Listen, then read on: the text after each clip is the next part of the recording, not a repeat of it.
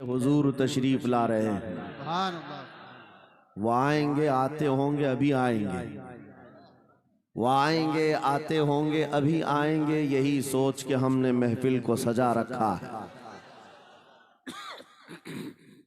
अज़ीज़ान गिरामी वक़ार, मुहिब्बे गिरामी, फाजिल जामे अज़हर हज़रतुल अल्लामा मुफ्ती नईम अज़हरी साहब, हज़रत अल्लामा मुफ्ती शाहिद अज़हरी साहब और दीगर उलमाए ज़वील एहतराम जो यहाँ पर मौजूद हैं, मशकूर व ममनून हूँ इनकी इज़्ज़तों का। मुफ्ती नईम साहब क़िबला ने जो कुछ भी मेरे मुतालिक तारुफ कराया, मैं हेच मदा उस लायक नहीं हूँ। अल्लाह मुझे उनके हुस्न ज़न के मुताबिक बना दे। यकीनन वो मेरी सोहबत नहीं बल्कि मैं उनकी सोहबत हासिल किया और माशाअल्लाह ये वो उलमा हैं जो अपने दौरे तालिब इल्मी में भी अपनी सलाहियतों और अपनी अखलाक की बुलंदियों की एक छाप छोड़ते हैं। हमारा इंट्रोडक्शन तो सिर्फ इतना ही है जो दुनिया आज हमें पहचानती है। या रसूल अल्लाह, तेरे इश्क की बदौलत मुझे जिंदगी मिली है। क्या बात है। मेरी बात बन गई है तेरी बात करते करते, है जो जिंदगानी बाकी ये इरादा कर लिया है, तेरे मुनकिरों से आका मैं मरूंगा लड़ते लड़ते। क्या बात है। बड़ी अजीब बात है। मैं आप हजरात के दरमियान यहाँ आया, इलाके की जोग्राफियत मालूम करना मेरी आदत रहती है। इत्तेफाकी बात है, मौलाना शाहिद साहब अज़हरी ने ये मुझे बताया कि ये चौक भी मुजाहिद चौक कहलाता है सुभान अल्लाह।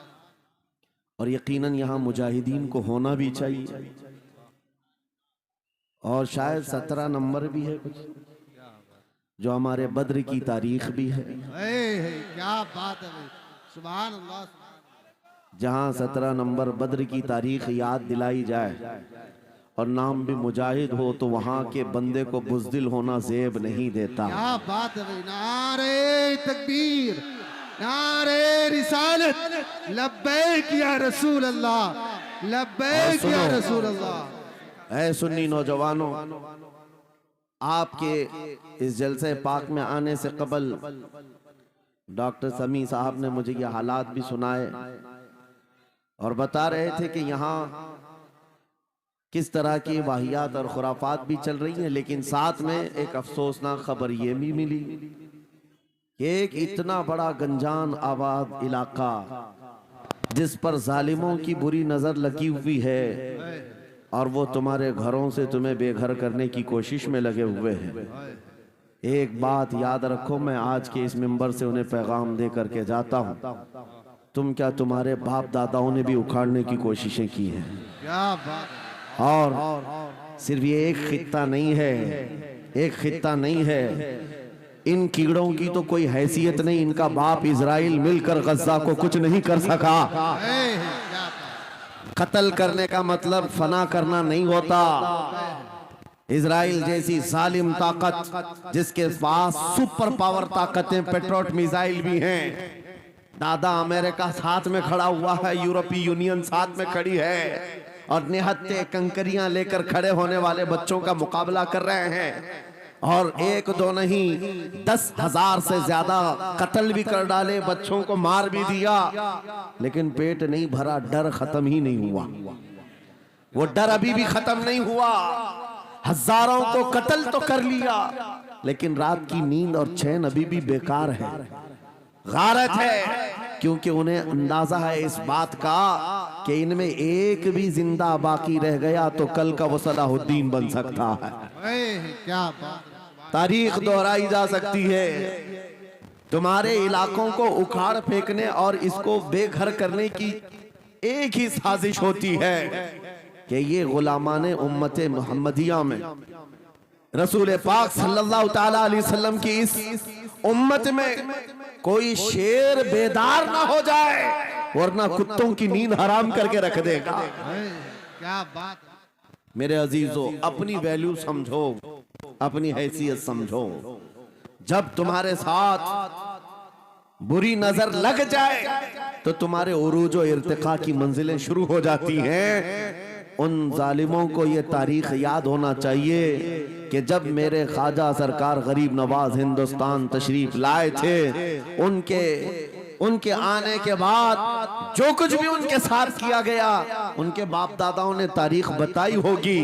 गरीब नवाज को निकालने के लिए, उनकी झोपड़ी उजाड़ने के लिए, उनके खीमे को तोड़ने के लिए, यहाँ तक के सरकार गरीब नवाज जिस दरख्त के नीचे बैठे वहां से उठवा दिया, क्या क्या नहीं किया। लेकिन आज तारीख 800 साल के बाद भी सन्नाटेदार थप्पड़ मार करके बता रही है, जिसको तुम यहाँ से बेघर करने की कोशिश कर रहे थे, अल्लाह ने उसे ऐसा बादशाह बनाया। तुम्हारी हुकूमतें 5 साल के बाद डील डोल होने लगती हैं, और उस मर्द कलंदर की हुकूमत 800 साल से चल रही है, वो भी गर्दनों पर नहीं, लाखों दिलों पर हुकूमत कायम है। क्या बात है भाई, सुभान अल्लाह। कुरान में अल्लाह फरमाता है, वअम्मा मा यनफउन्नास फयमकुतु फिल अर्द, जो लोगों को नफा देता है वो जमीन में बरकरार रहता है।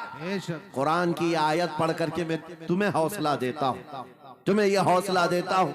अल्लाह ने कुरान में फरमाया, इन्ना अर्दी वासिआ, मेरी जमीन बहुत कुशादा है, मेरी जमीन बहुत कुशादा है। रब ताला फरमाता है, वलक़द कतबना फी ज़बूर मिन बादि ज़िक्र अन्नल अर्द यरिथुहा इबादियस सालिहून, हमने ज़बूर में ये लिख दिया है कि हम इस जमीन का वारिस नेक बंदों को बनाएंगे। सुभान अल्लाह। आप इस बात के खौफ में न रहे, इस बात के खौफ में न रहे। अजीज़ान गिरामी वक़ार, जो काम तुम्हें करने के लिए कहा गया है वो क्या है? वो एक ऐसा इनकलाब इस जमीन से आना चाहिए, एक ऐसा इनकलाब। आपको मैं एक बात बता दूं तारीख में, जो तुम्हारी सिचुएशन और तुम्हारी हालत के मुताबिक हो, मैं वो बात करने की कोशिश करता हूं ताकि तुम्हारे दिल पर असर हो। आप जिस इलाके में रह रहे हैं, आप यहाँ के हालात बेहतर जानते हैं। वो दिन याद करो जब नबी पाक सल्लल्लाहु तआला अलैहि वसल्लम ने ऐलान नबूवत फरमाया मक्का में, और उसके बाद कुफ्फार और मुशरिकीन का जुल्म शुरू हो गया। गरीब सहाबा को पकड़कर मारते थे। हजरत बिलाल हबशी, हजरत खुबैब इब्न अदी, हजरत खब्बाब इब्न अल-अरद, हजरत जैद बिन दसना, हजरत अम्मार बिन यासिर, ये वो सहाबा हैं जिनको सिर्फ मारा नहीं गया है, आग में तपाया गया है। सब कर लिया।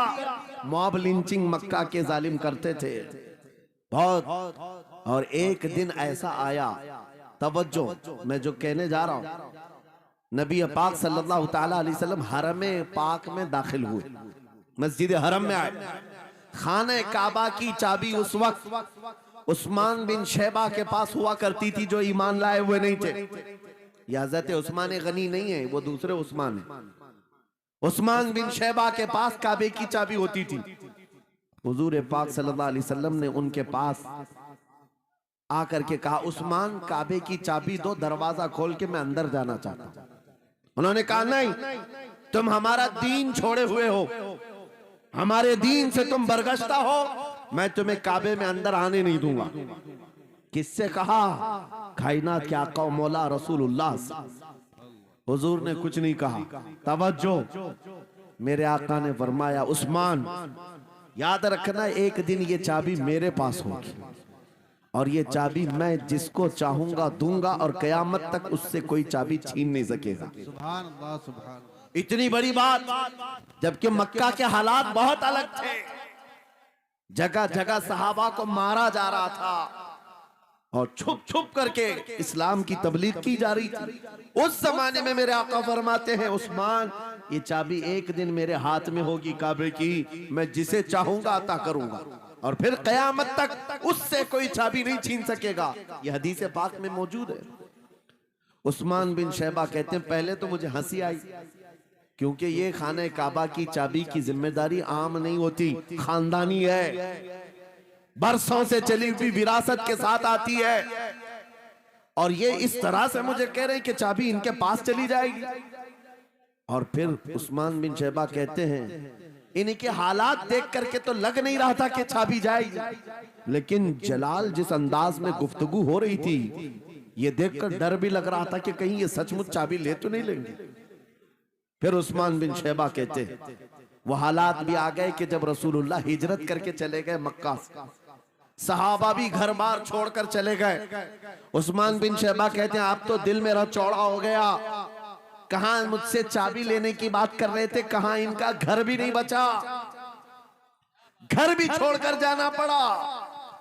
अगर कल तुम्हारा घर छोड़कर जाना पड़े तो मेरी ये बात याद रखना, इस हदीस को याद रखना। हुजूर पाक हिजरत करके चले गए, सहाबा भी अपने घर बार सब छोड़कर मदीने चले गए। उस्मान बिन शैबा कहते हैं अब तो मेरा सीना चौड़ा था, कहां ये चाबी की बात करते थे, कहां अपना घर भी नहीं रख सके। साल गुजर गया, 2 साल गुजर गए, 3 साल गुजर गए, 4 साल गुजर गए, 5 साल गुजर गए, 6 साल गुजर गए। हिजरत के बाद फिर वो दिन आ गया जब नबी पाक सल्लल्लाहु अलैहि वसल्लम 10,000 सहाबा के साथ 20 रमजानुल मुबारका को मक्का में फातह मक्का बनकर दाखिल हो रहे हैं। सुभान अल्लाह, सुभान अल्लाह। 6 साल के बाद वापस ही है। जब हुजूर तशरीफ लाए, मक्का की गलियों में अब मुकाबला करने की किसी की हिम्मत नहीं थी, ताकत नहीं थी। हुजूर पाक जैसी हरम मक्का में दाखिल होते हैं, सारे इधर उधर छुप करके भाग रहे थे जिन्होंने जुल्म किया था अपने दौर में। कोई इसके घर भाग रहा है, कोई उसके घर भाग रहा है। वो दिन आएगा, याद रखो, वो दिन याद रखना। कुफ्फारे मक्का भाग रहे थे, जान बचा रहे थे, और मेरे आका काबे के पास खड़े होकर के ऐलान कर रहे थे आज तुम्हारी जान बख्श दी गई है, आज तुम्हारे लिए रहमत का दिन है, हम आज किसी के साथ मुकाबला नहीं करेंगे। हुजूर अपनी रहमत के खैरात बांट रहे हैं। फिर अब सुनो, 10,000 सहाबा के साथ जब मक्का मुकर्रमा में मेरे आका दाखिल हुए, अब खाने काबा खोलने की बात थी। चाबी किसके पास है? उस्मान बिन शैबा के पास। बुलाया रसूलुल्लाह ने, कहा है उस्मान बिन शैबा? आए, सर झुकाए हुए आए, ईमान लाए हुए नहीं थे। कहा लाओ चाबी। चाबी दे दिया हुजूर के हाथ में। कहा है उस्मान क्या मैंने ये बात नहीं कही थी, एक दिन ये चाबी मेरे हाथ में आएगी। वो सर नहीं उठा सके, सर झुकाए खड़े रहे। मेरे आका ने अपने हाथों से चाबी खोला, खाने काबा का दरवाजा खोला, और वहां से सारे शिर्क व कुफ्र की आलाइशों को पाक किया। फिर उसके बाद चाबी बंद करके, अब सुनो, मेरे आका बाहर आए और फरमाया आज मैं ये चाबी ऐसे आदमी के हाथ में दूंगा जिससे कयामत तक कोई छीन नहीं सकेगा। कितना बड़ा फरमान है मेरे आका का। हुजूर ने जब ये फरमाया तो जो बड़े बड़े सहाबा थे उनके दिलों में ख्वाहिश थी काश चाबी हमें मिल जाए, हमारे खानदान में चलती रहे। वहां सिद्दीक अकबर भी हैं, फारूक आजम भी हैं, उस्मान इब्ने अफ्फान भी हैं, हैदर कर्रार भी हैं, रिदवानुल्लाहि अलैहि मजमाइन। सब सहाबा के दिल में ख्वाहिश थी ये चाबी हमें मिल जाए। मेरे आका सल्लल्लाहु अलैहि वसल्लम ने सबकी तरफ देखा और फिर आयत पढ़ी, इन्नल्लाह यअमुरुकुम अन तुअद्दुल अमानाति इला अहलिहा, बेशक अल्लाह तुम्हें हुक्म देता है अमानत उसके अहल के सुपुर्द कर दो। ये आयत पढ़ करके मेरे आका फिर उन्हीं शख्स को बुलाते हैं जिनके पास पहले से चाबी थी। उस्मान बिन शैबा, करीब आओ, करीब आओ। वो कहते हैं मेरी तो हालत गैर थी, आज तो मैं मुजरिम बन करके आया था, कैदी बन करके आया था, मुझे तो आज मारा जाना था, ईमान लाए हुए नहीं थे। हुजूर ने कहा ये चाबी वापस मैं तुमको ही देता हूँ और सुबह कयामत तक ये तुम्हारे खानदान में रहेगी। इतना कहना था, उस्मान बिन शैबा ने पुकार कर कहा ला इलाहा इल्लल्लाह मुहम्मदुर रसूलुल्लाह। क्या बात है, सुभान। मेरे अजीजों, आज भी जाकर देख लेना, दसियों बादशाह आए होंगे, सैकड़ों हुकूमतें बदल गई होंगी, खाने काबा की चाबी आज भी उस्मान बिन शैबा के खानदान में ही मौजूद है।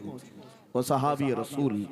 मैं ये हदीस इसलिए आपके सामने अर्ज किया, तुम उस रसूल के उम्मती हो, उस रसूल के उम्मती हो जिन्हें एक बार ललकार करके चैलेंज कर दिया गया था कि काबा की चाबी नहीं देंगे, मेरे आका सल्लल्लाहु अलैहि वसल्लम ने अपने जलाल और जमाल के संगम के साथ ये ऐलान फरमाया था, ये चाबी मेरे हाथ में होगी।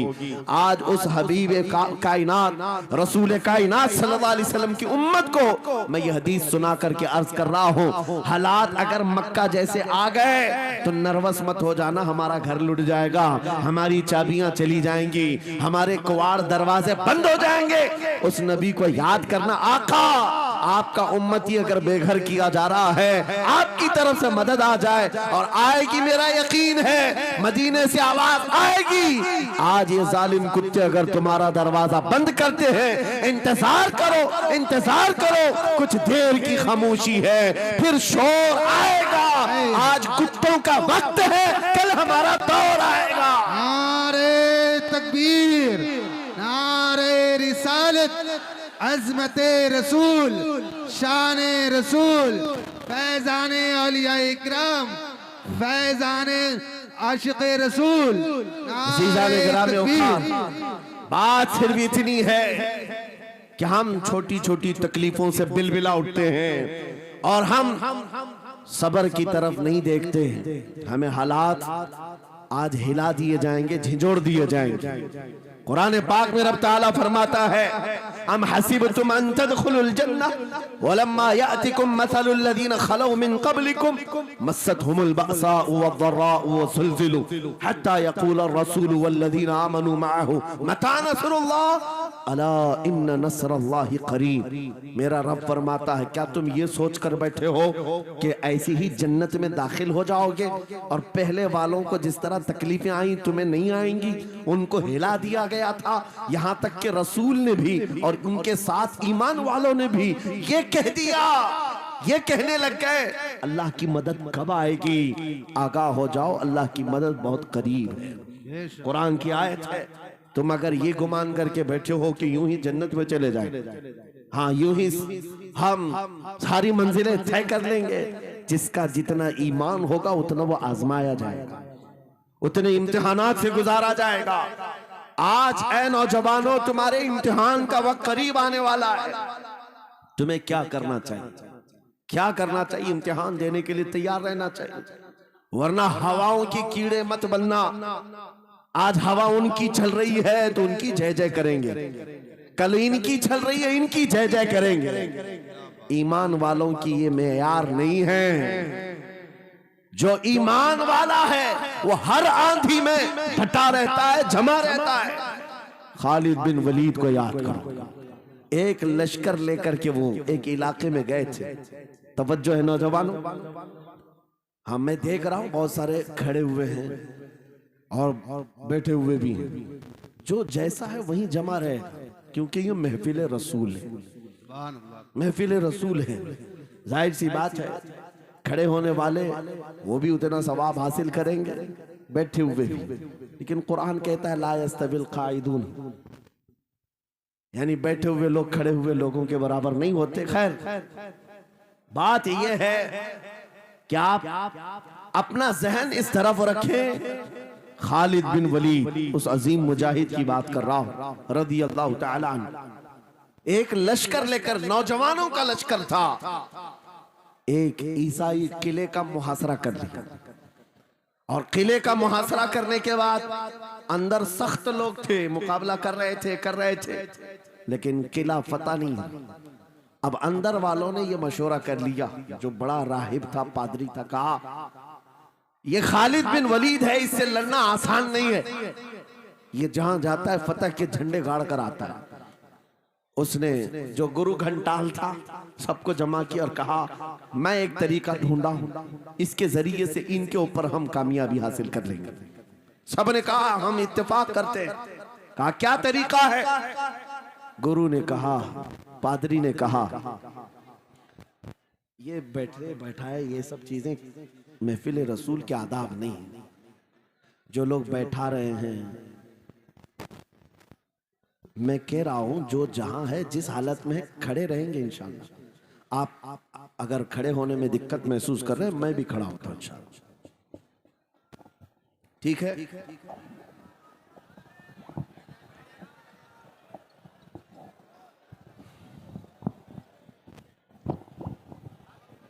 सुभान अल्लाह। मुझे पता है सब जवान हैं, सुबह तक खड़े होने को तैयार हैं और हम भी खड़े रहेंगे इंशाल्लाह। अब ठीक है, अब कोई किसी को बिठाए भी नहीं, कोई किसी को खड़ा भी ना करे। दुरूद पाक पढ़ लीजिए एक बार। अल्लाहुम्मा सल्ली अला अल्लाहुम्मा सल्ली अला सय्यिदिना मुहम्मद व आलिहि व अस्हाबिहि व बारिक वसल्लम। मुझे पता है सल्लल्लाहु अलैहि वसल्लम। मुफ्ती साहब, मैं ये आपको बता दूं, हर जलसे में ये हाल हम देखते हैं। वजह यह है कि हम कुर्सी पे बैठे रहते, कुछ लोगों को नजर नहीं आते, वो हंगामा करते रहते, इधर से नहीं दिख रहे, उधर से नहीं दिख रहे, और आसपास जो बैठे हुए हैं इनको वो अड़चन समझते हैं कि ये बीच में हाइल हो गए।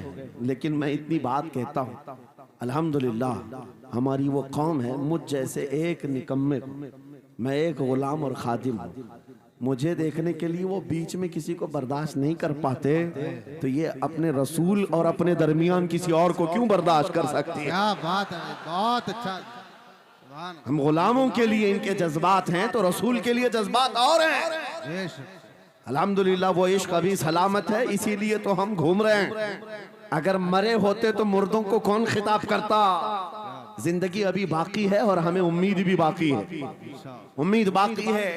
खुराफात आ गई है, मुझे पता है, गलत काम बहुत आ गए हमारे मोहल्ले में। मुझे सुबह से बताया गया बहुत सारे, ये एक मोहल्ले का अलमिया नहीं है, हम जहाँ जा रहे हैं शहरों के शहर नशे में तबाह हैं, बर्बाद हैं। लेकिन साथ में मुझे इस बात का यकीन है, हुजूर की ये उम्मत गुनहगार तो हो गई है लेकिन गद्दार नहीं है। क्या बात है, बहुत। हुजूर की गद्दार नहीं है। आज भी अगर इनसे कह दो, चाहे वो किसी भी तरह का अमल रखता हो, हुजूर की इज्जत की बात आई तो अपनी गर्दन लेकर हाजिर होने को तैयार सुभान अल्लाह। है या नहीं मेरी इस बात पर? सुनो, खालिद बिन वलीद जब किले का मुहासरा कर चुके हैं, ईसाई पादरी ने अपने सारे साथियों से कहा, हम इनको 3 दिन का टाइम देते हैं कि हम इनको सुलह करने की बात करेंगे, लेकिन मेरी एक शर्त होगी, या अपने नौजवान साथियों को लेकर बाजार से गुजरते हुए आ जाए, अगर सही सलामत इनके सारे फौजी आ गए हम किले की चाबियां दे देंगे। सारे ईसाइयों ने पूछा, क्या करना, क्या चाहते हो? उस पादरी ने कहा, मुल्क की मशहूर खूबसूरत लड़कियों को और जरो जवाहरात को मैं रास्ते पर बिछा दूंगा, नंगी लड़कियों को खड़ा कर रखूंगा, जब खालिद बिन वलीद की फौज यहाँ से गुजरेगी, नौजवान है, नफ्स भड़कता है, और इस तरह से एक नौजवान को खरीदने के लिए 2 ही चीजें होती हैं, एक औरत है, दूसरी दौलत है, और नौजवान इसमें फिसल जाता है। मैं जानता हूं कि जब ये दोनों चीजें सजा कर रख दी जाएं, खालिद बिन वलीद के ये लश्करी टूट पड़ेंगे औरतों पर और दौलत पर, हम आसानी से इन पर काबिज हो जाएंगे। सबने वाह वाह किया, तालियां बजाई, और पादरी आकर खालिद बिन वलीद से कहता है, हम आपसे लड़ना नहीं चाहते, हम आपसे मुकाबला नहीं करना चाहते, आप 3 दिन के बाद अपने लश्करियों को लेकर इस बाजार से गुजरते हुए आ जाइए, सही सलामत अगर आप पहुंच गए तो किले की चाबियां आपके हवाले कर दूंगा। तवज्जो, खालिद बिन वलीद ने कहा, मंजूर है, ये शर्त मैं इत्तेफाक करता हूं। वापस आया, अपने साथियों से कहा, जंग नहीं करनी है, लेकिन एक ही शर्त उन्होंने रखा है, 3 दिन के बाद इस बाजार से गुजर कर हमें जाना है, लेकिन कोई ना कोई हरबा तो होगा, कोई ना कोई साजिश तो होगी, हर चीज के लिए तैयार रहना। खालिद बिन वलीद अपने उन नौजवान लश्करियों से कह रहे थे, ऐ नौजवानों, तवज्जो से सुनना इस बात को, आज भी दुनिया ये सारे हरबों पर अमल कर रही है हमारे साथ, हमारे नौजवानों के साथ। खालिद बिन वलीद के 3 दिन गुजर गए, ईसाइयों ने अपनी तैयारियां खूब कर ली, बाजार में ओरियां लिबास में, आधे लिबास में नंगी लड़कियों को खड़ा किया, सरो जवाहरात दौलत के अंबार बिछा दिए। जब खालिद बिन वलीद के सिपाही मैदान में गुजरते हुए उस बाजार में आते हैं, पहला कदम रखा था, नजरें पड़ गई, खालिद बिन वलीद रुक गए, पलट गए, अपने लश्करियों से कहा, वही आज मैं तुमसे कह रहा हूं। उन्होंने कहा था, ऐ नौजवानों, ऐ रसूलुल्लाह के शहदाइयों, तुम्हारी इम्तिहान का दिन है, आज तुम्हारे इम्तिहान का दिन है, अगर तुम्हारा कदम फिसल गया सुबह क़यामत तक तुम पर लानतों की फटकार होगी, और अगर जमा रहा सुबह क़यामत तक अल्लाह की रहमत के फूल बरसाए जाएंगे। नौजवानों ने पूछा करना क्या है हमें, आज कौन से इम्तिहान में कामयाब होने का तरीका क्या है इस इम्तिहान में। खालिद बिन वलीद ने कहा कुछ ना करना, बस अपने रसूल की सुन्नत पर अमल करना। कहा हम तो करते हैं, यहाँ क्या करना है। खालिद बिन वलीद कहते हैं मैंने मेरे मुस्तफा करीम को देखा है, जब रसूलुल्लाह मदीने के बाजार से गुजरते थे अपनी नजरें नीची करके जाते थे। आज तुम बाजार से जा रहे हो, बस इस सुन्नत पर अमल कर लो, अपनी हया की नजरें झुकाकर चलना, फिर उसके बाद अल्लाह मालिक है। खालिद बिन वलीद के जोश और वलवले से भरी हुई ये तकरीर ऐसी असर कर गई, वो नौजवान एक दो नहीं थे, सैकड़ों की तादाद में थे, सर झुकाए बाजार से ऐसे चल रहे हैं। तारीख निगार कहते हैं वो इस तरह से चल रहे थे कि उनके सरों पर अंडा भी रख दिया जाता तो नहीं गिरता, ना इधर हिलाए ना उधर हिलाए, ना इधर देखे ना उधर देखे, और बराबर अपनी नजरें जमीन पर झुकाए हुए तेजी से चलते हुए उस किले के फाटक तक पहुंच गए। वहां वो पादरी साहब इंतजार में थे, भटक गए होंगे, औरतों से भिड़ गए होंगे, दौलत जमा कर रहे होंगे, मगर ये दीवाने ठुकराते हुए हर दौलत और उरियानियत को उस किले के फाटक तक पहुंच गए। पादरी सामने आया, किले की चाबियां वादे के मुताबिक खालिद बिन वलीद की गोद में डाल दिया और कहा एक बात बताओ ऐ खालिद, एक बात तो बताओ, ये जो तुमने जमात, ये जो तुमने लश्कर जमा किया है सिपाहियों का, ये इंसान है या फरिश्ते हैं, इनके दिल है या नहीं, इनकी ख्वाहिशात है या नहीं, इनके जिस्मों में नफ्स है या नहीं। हमने मुल्क की सबसे खूबसूरत तरीन औरतों को खड़ा कर दिया था, दौलत को बिछा दिया था, इनमें से एक भी उसकी तरफ तवज्जो नहीं किया। खालिद बिन वलीद मुस्कुराकर जो जवाब देते हैं वो हमारा ईमान होना चाहिए। क्या जवाब देते हैं? फरमाते नादान, ऐसा ही उन आंखों को तू खरीदने की कोशिश कर रहा था जिन आंखों में पहले से जमाले मुस्तफा बसा हुआ। क्या बात है, सुभान अल्लाह।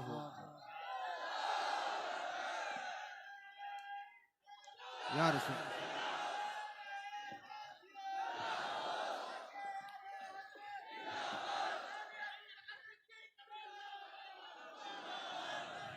ये जो लोग लाइट के करीब हैं इनसे गुजारिश है कि आप हट जाएं, करंट लग मेरे अजीजों, ये जवाब था उन आंखों को दुनिया का हुस्न क्या धोखा दे सकता है जिन आंखों में पहले से जमाले मुस्तफा बसा हुआ। और तारीख ने बार बार ये गुमराह करने की कोशिशें की, एक बार नहीं, दो बार नहीं। कलयुबी में एक हिकायत है, हजरत शहाबुद्दीन कलयुबी ने लिखा है, तीन भाई एक ईसाई बादशाह की कैद में आ गए थे, तीनों सगे भाई थे और जवान भी थे। जवान ज्यादा है इसलिए खिताब कर रहा हूं, इसका मतलब ये नहीं है कि बूढ़ों के लिए कोई नसीहतें नहीं, इंसान है, नफ्स है तो सबके लिए, सबके लिए। तीन जवान कैद में आ गए, बादशाह ने उनको ऑफर दिया कि मेरे दीन में आ जाओ, मैं सिपाही बना लूंगा, वजीर बना लूंगा, मगर वो रसूलुल्लाह के गुलाम थे, मेरे आका के शहदाई थे। कहा इतनी आसानी में तो हम दीन नहीं बेच सकते। तवज्जो है नौजवानों, ये सब तुम्हारे साथ हो रहा है। दौलत तुम्हें दिखाकर, हुस्न तुम्हें दिखाकर अगर दुनिया खरीद सकती है तो लानत है ऐसे तुम्हारी जिंदगी पर, तुफ है। फिर वो कैसा ईमान वाला है, कैसा मुसलमान है जिसने अपने नबी की मोहब्बत को हल्की चीज में बेच दिया। उसका कोई ताल्लुक नहीं है। अला ला ईमान अलिमल्ला मोहब्बत अला, आला हजरत ने लिखा है उसका ईमान ही नहीं जिसके दिल में मेरे आका की मोहब्बत नहीं। क्या बात है, अगर मोहब्बत है तो सौदा नहीं करोगे। तीन भाई एक बादशाह की कैद में आ गए और उनको ऑफर दिया गया, दीन बदल लो, हमारे दीन में आ जाओ, छोड़ देंगे। सख्त थे, जमे हुए थे, डटे हुए थे, कहा नहीं। कहा जल्लाद को बुलाओ, कोड़े मारो, कहा तैयार हैं हम। इतना नहीं, बादशाह इतने गुस्से में था, जल्लाद को बुलाया और कहा एक कढ़ाई लाओ, तेल डालो और खौलाओ। तेल डाल करके खौलाया गया। जब तेल खोलने लगा, इन तीनों में से बड़े भाई को उठाकर तेल में डाल दिया। चलते हुए तेल के अंदर जब उस नौजवान को डाला गया तो फौरन दम जदन में रूह निकल गई, शहीद हो गए। दो भाई देख रहे हैं, अपने बड़े भाई की मौत देख रहे हैं। ये हालात आ गए, ये बातें याद रखना। थोड़ी देर के बाद बादशाह ने दूसरे से कहा, अब बताओ तुम्हारा क्या इरादा है। दूसरे ने कहा, अब तो और भी तुमने सख्त कर दिया इम्तिहान। हम तो अपने नबी को धोखा नहीं दे सकते और ना ही मेरे शहीद भाई को। बादशाह ने दूसरे को उठाया और तेल में डाल दिया, खोलते हुए तेल में डाल दिया। 2 शहीद हो गए। तीसरा जो था वो 22 साल 25 साल के बीच का था। ये भरी जवानी है, अंगारा होता है। हर नौजवान को ये लगता है कि ये दिन हमारे ऐश के हैं। दुनिया में जहां चमकती हुई चीज को देखता है दिल दे बैठता है, माँ बाप से भाग जाता है, घर बार को छोड़ देता है, उसको हर अच्छी चीज बुरी लगने लग जाती है। ये उम्र बड़ी खतरनाक मंजिल पे आ जाती है नौजवानों, जो इस उम्र में बच गया इंशाअल्लाह वो आगे भी बच जाएगा, आगे भी बच जाएगा। 22 साल का खड़ियल जवान है जिसके सामने उसके 2 भाइयों को खोलते हुए तेल में डाला गया। उसकी कैफियत क्या होना चाहिए? अब पूछा गया तुम्हारा क्या इरादा है? कहा, इस तरह तुम 100 बार भी तेल में डालोगे तो मैं यही कहूंगा मेरा रसूल मोहम्मद सुभान अल्लाह सल्लल्लाहु अलैहि वसल्लम, हमारे आका मोहम्मद सल्लल्लाहु अलैहि वसल्लम है, मैं यही कहूंगा। बादशाह इतने गुस्से में था, कहा कि इसको चीर दो, इसको काट दो। वजीर था बादशाह का चालाक, उसने कहा इसको कत्ल कर देने मार देने से कुछ होगा नहीं, मुझे 1 महीने का टाइम दे, इसको चेंज करके लेके आऊंगा, अगर नहीं लाया तो मेरी जिंदगी दांव पे लग जाए। बादशाह ने कहा ले जाओ, 1 महीने का टाइम है, इसको बदल करके लाओ। वजह यह थी कि उस वजीर के घर में बड़ी खूबसूरत लड़की थी जिसके रिश्ते के लिए बड़े बड़े बादशाहों के शहजादों के पैगामात आते थे। वजीर ऐसा था कि इस एक नौजवान पर अपनी पूरी मेहनत सर्व करना चाहता था। घर लाया, कमरे में रखा, अच्छी ग़िज़ाएं दी, कहा मैं तुझे मारना नहीं चाहता, कुछ नहीं, तू अपनी जिंदगी में मस्त रह। उस नौजवान ने कहा ठीक है। उसके बाद अपनी बेटी को लगा दिया, ए बेटी तेरे पास तेरे बाप को बचाने के लिए एक ही काम है, इस जवान का दिल जीत करके ले आ, बादशाह से जो चाहे तुझे दिला दूंगा। उस लड़की ने कहा ये तो चुटकी का काम है मेरा। जिसके पास हुस्न होता है उसे ऐसा लगता है हर किसी को अपने दामे फरेब में फंसाएगी। इतना आसान नहीं है, हर कोई लट्टू नहीं होता। रात को जब ये लड़की आती, नौजवान मुसल्ला बिछाता, सजदे में चला जाता और वो खड़ी रहती, बैठी रहती, खड़ी होती, बैठी होती, रात गुजर जाती, वो ओंग ओंग कर चले जाती। कितने दिन हो गए, रोजाना वो बात तक नहीं करता, सर तक नहीं उठाता, उसका सजदा लंबा ही होता चला जाए। जब वो चली जाए सजदे से उठ जाए। महीना गुजरने को आया, तंग आ गई, कहा उस जवान को, ए नौजवान, ए पत्थर दिल के लड़के, जरा उठकर एक बार मुझे देख तो ले। मेरे हुस्न को देखने के लिए बादशाहों के शहजादे बेचैन रहते हैं, बड़े बड़ी जगहों से मेरे निकाह के पैगामात आते हैं, मगर मेरे बाप की इज्जत की सलामती के लिए मैं तेरे साथ लगी हूँ। क्या बात है, तुझे गुरूर कितना है, मुझे देखता क्यों नहीं?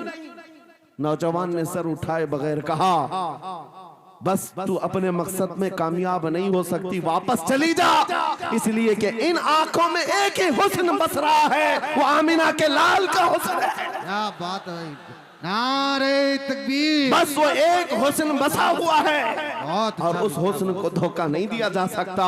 सुभान अल्लाह। वो खातून के दिल में, उस लड़की के दिल में ऐसी हैबत तारी हो गई, ऐसी हैबत तारी हो गई, कपकपाने लग गई और खड़ी होकर कहने लगी, मैं दिल से गवाही देती हूँ कि तू भी सच्चा है, तेरा दीन भी सच्चा। सुभान अल्लाह, सुभान अल्लाह। उठ जा, मुझे आजाद कर इस तमाम वाहियात जिंदगी से, मैं तेरे साथ आने को तैयार हूँ, तेरे दीन में भी और तेरे निकाह में भी। नौजवान खड़ा हुआ, कहा कि ये ईमान लाई हुई है। उस खातून ने कहा मैं तेरी बेड़ियां खोलती हूँ, मैं यहाँ से जाने का रास्ता फराहम करती हूँ। दुनिया जिसको फंसाने के चक्कर में थी, अक्सर ये देखा गया है वो खुद अपनी गर्दन मुस्तफा के कदमों में देने को तैयार। क्या बात है। शर्त इतनी है कि मोहम्मद से वफा तूने तो हम तेरे हैं, ये जहां चीज है क्या अल्लाह हो कलम तेरे हैं। सुभान अल्लाह। सब तुम्हारा हो सकता है, सब तुम्हारा होगा, बस जिंदाबाद, मरहबा। मेरे अजीजों, अब सुनो आगे की बात। कलियू भी फरमाते हैं, इन जवानों की हिकायत क्यों सुना रहा हूं, ये आने वाले हालात हैं।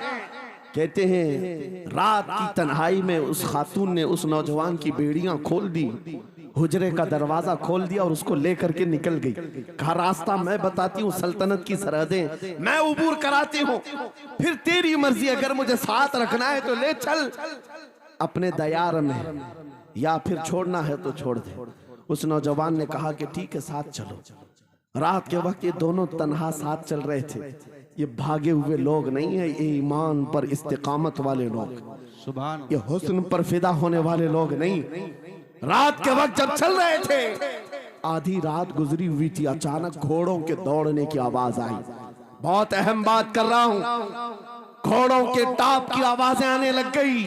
अब ये दोनों डर करके एक दरख्त के पीछे छुप गए। उन्हें लगा बादशाह को खबर हो गई, बादशाह ने हमें पकड़वाने के लिए पूरी फौज भेज दी है। वजीर को भी पता चल गया होगा। ये डरे सहमे हुए दरख्त के पीछे छुपे हुए थे कि अब क्या होगा इसके बाद। घोड़ों के दौड़ने की आवाज कम होती गई और इनके दरख्त के आगे आकर सारे घोड़ों की आवाज रुक गई, सब रुक गए। और ये दरख्त के बाहर सर नहीं निकाल रहे थे। बाहर आई हुई जमात ने इनका नाम लेकर पुकारा, फलां बिन फलां बाहर आ जाओ। ये नौजवान कहता है जब मैं बाहर आकर देखा, ये बादशाह की फौज नहीं थी, इसके दोनों शहीद भाई पूरी जमात के साथ घोड़ों पर सवार हैं। सुभान अल्लाह, जिनको बादशाह ने खोलते हुए तेल में डाला था, वो घोड़ों पर सवार आ रहे हैं। नौजवान देख करके हक्का बक्का रह गया। पूछा भाईजान आप कैसे आए? उन दोनों भाइयों ने कहा, ऐ हमारे नन्हे भाई, क्या तुझे पता नहीं अल्लाह ने फरमाया वला तक़ूलू लिमन युक़तलु फी सबीलिल्लाहि अमवात बल अहयाउ वलाकिन ला तशउरून। जो अल्लाह की राह में मारे जाएं उन्हें मुर्दा मत कहो, वो जिंदा है, तुम्हें उसका शऊर नहीं। ये सिर्फ तू हमें देख रहा है, पहचान रहा है। तुझे पता है ये जो जमात हमारे साथ आई है आम लोगों की नहीं, ये बदर खंदक के सहाबा की जमात है। सुभान अल्लाह, सुभान अल्लाह, बहुत अच्छा या रसूल, मरहबा। अल्लाह, बात सिर्फ इतनी है, अगर तुम अल्लाह के सच्चे बंदे बन जाओ, हुजूर के वफादार बन जाओ, पूरी दुनिया तुम्हारे लिए घुमा दी जाए, हालात तुम्हारे लिए बदल दिए जाएंगे। थोड़े दिनों की बात है, इसीलिए इकबाल ने कहा था, सच्ची बात है नौजवानों, मेरा पैगाम ये है, अगर सुनना है तो सिर्फ इतना है, कुफ्र दम तोड़ देगा टूटी हुई शमशीर के साथ। कुफ्र दम तोड़ देगा टूटी हुई शमशीर के साथ। घर तुम निकल आ जाओ एक बार नारे तकबीर के साथ। नारे तकबीर, नारे रिसालत, नारे गौसियत, लब्बैक या रसूल अल्लाह, लब्बैक या रसूल अल्लाह, नारे तकबीर। अब बात ये सुनकर के चलो, दो मिसालें मैंने तुम्हारे सामने रखी, एक सैयदना खालिद बिन वलीद की, एक ये तीन नौजवान भाइयों की। दोनों जगह पर भी मैंने आपके सामने रखा दुनिया ने किस जरिए से हमें खरीदने की कोशिश की। खालिद बिन वलीद के जवानों को भी दुनिया औरत और दौलत से खरीदना चाहती थी। इन तीन जवान भाइयों को भी दुनिया दौलत और औरत से खरीदना चाहती थी। आज भी वही सिचुएशन है। आज अगरचे सामने तुम्हारे सामने नहीं लाया जाता, लेकिन हर एक की मुट्ठी में इंटरनेट पहुंचा करके, गंदी तस्वीरें तुम्हारे सामने पहुंचा करके तुम्हारे ईमान को खरीदने की दुनिया कोशिश में लगी हुई है। आपको पता है पूरी दुनिया की सबसे बड़ी इंडस्ट्री पोर्नोग्राफी की है। ये बॉलीवुड और हॉलीवुड कुछ नहीं लगते उसके सामने। पोर्नोग्राफी जो और यहाँ गंदी फिल्में बनाने वाली इंडस्ट्री सबसे बड़ी है। करोड़ों अरबों डॉलर उसमें खर्च किए जाते हैं। किस वजह से? तुम्हारी आंखों की हया खत्म हो जाए, तुम्हारे ईमान का कत्ल हो जाए। आज नौजवान ये समझता है मेरी मुट्ठी में मोबाइल है, मुझे कौन देख रहा है।